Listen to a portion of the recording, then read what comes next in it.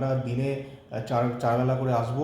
Good morning, good night, ওই ঝান্ডা ধরে বলবে হ্যাপি ইন্ডিপেন্ডেন্স ডে। কেন কেন কি আমি এখান থেকে অনেক ফলোয়ার্স পাবো।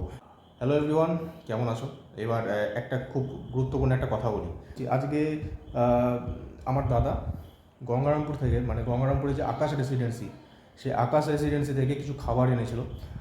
তো সেই মানে তার মধ্যে নান ছিল, দেন পনির টিক্কা মেবি, আর হচ্ছে চিকেন, কী বলে ওটা, চিলি চিকেন। আকাশে আমি এর আগেও গিয়েছিলাম এক দুবার। আমার ওখানকার খাবার কোয়ালিটি এমনিতেই ভালো লাগে না, জন্য আমি আর যাই না। তো দাদা ওখান থেকে নিয়ে এসেছিলো আজকে খাবার। এইবার এখানে তোমরা ভিডিওটা আমি অ্যাটাচ করে দিচ্ছি, দেখো। এখানে হয়েছে কি, যে ওই যে নান আছে, নানের মধ্যে দিয়ে প্লাস্টিক বেরোচ্ছে। ভাই, নানের মধ্যে প্লাস্টিক বেরোচ্ছে, আর কী বলবো এখনকার সিস্টেম কি। এবার আমি এটাকে নিয়ে যাই বলি, বা আমি যদি আকাশ রেসিডেন্সিতে গিয়েও বলি, তাহলে কিন্তু আমার কথা শুনবে না। আজকাল সিস্টেম এমন হয়ে গেছে, অ্যাডমিনিস্ট্রেটিভ সিস্টেম বলো বা পলিটিক্যাল সিস্টেম বলো, কেউ কোনো ভুল করলে তুমি সেটা জাস্টিস তুমি পাচ্ছ না কোথাও, ঠিক আছে। আজকে যেমন এই যে টিচারদের আন্দোলন চলছিল, সেই প্রোটেস্টে একজন মারা গেল, তো তার দায়ভারটা কে নেবে? কয়েকদিন আগে তার মা মারা গেছিলো ওই একই লোকের, আজকে তিনি মারা গেলেন, তার বউ বাচ্চা পড়ে রয়েছে, এবার তাদেরকে কে দেবে ভাই? কিন্তু এগুলো কি কেউ দায় নেবে? কেউ দায় নেবে না। ইভেন আমরা কি করতে পারি, আমরা দিনে চার বেলা করে আসবো, এসে বলবো কি, good morning, good night, good afternoon, আজকে এই রেস্টুরেন্টে এলাম।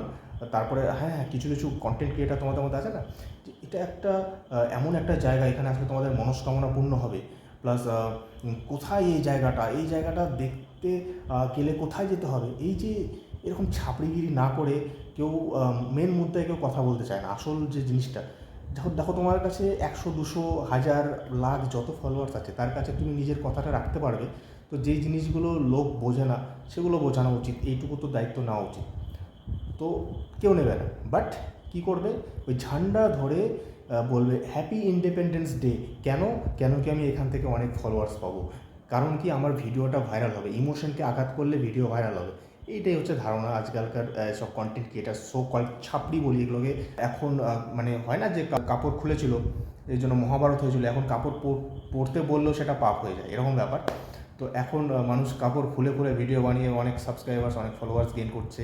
তেমনি ছেলেরা কী করছে, ছাপড়িগিরি করে করে, হ্যাঁ এটা ভাইরাল হচ্ছে, এটা দোষ কার? ওদের দোষ না, ওরা ভিউ পাচ্ছার জন্য বানাচ্ছে, দোষটা তোমাদের যারা দেখছো। ভাই, মোবাইল তোমরা পেয়েছো, একটা ভালো কিছু দেখো, কিন্তু সেটা তোমরা দেখবে না। Good morning, good night, and আজকে এটা খাচ্ছি, এটা কোথায়, এখানে এটা এড়িয়ে যেও না, এই ভিডিও, এটা এড়িয়ে গেলে তোমাদের পাপ হবে, আর এটা ভিডিও লাইক করলে তোমাদের মনস্কামনা পূর্ণ হবে। ব্যাস, এই হচ্ছে তোমাদের কন্টেন্ট ক্রিয়েটিং। মানে আলাদাই। আমার মেনলি আমি জাস্ট ওই গঙ্গারামপুর ইনসিডেন্টটা এখানে যোগ করলাম ঠিকই। আমার মেন খারাপ লেগেছে আজকে যে টিচারটা মারা গেল, ঠিক আছে।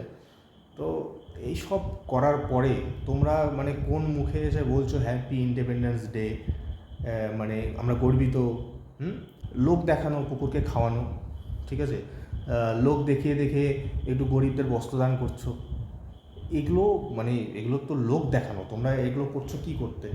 একটা কিউআর কোড দিয়ে দিচ্ছ যে তোমরা হেল্প করো, একটা ইনিশিয়েটিভ, তোমরা 100-200 টাকা করে হেল্প করো, আমরা হেল্প করবো, এই কুকুরকে খাওয়াচ্ছ, ঠিক আছে। তো এগুলো করলে মানুষ ভিউজ পায়, এই ভিউজ পাওয়ার জন্য করছে। এটা প্রত্যেকটা মানে কি বলবো, স্ট্যান্ডার্ড বি স্টুডেন্টরাও জানে এখন। আর মেন জিনিস হচ্ছে যে যেটুকু তোমাদের করার উচিত অ্যাজ এ সিটিজেন, সেটা কিন্তু কেউ করছো না। বাট তো তোমাদেরকে অবশ্যই ভাই, আমি আর কি বলতে চাই, তাই আমিও তোমাদেরকেই বলছি হ্যাপি ইন্ডিপেন্ডেন্স ডে, আরও স্বাধীন হও। আর তোমরা যেরকমটা গর্ব করছো যাদেরকে নিয়ে, তারা যেন উপর থেকে দেখে তোমাদেরকে নিয়েও গর্ব করে। বিশাল বড় বড় কন্টেন্ট ক্রিয়েটার তোমরা।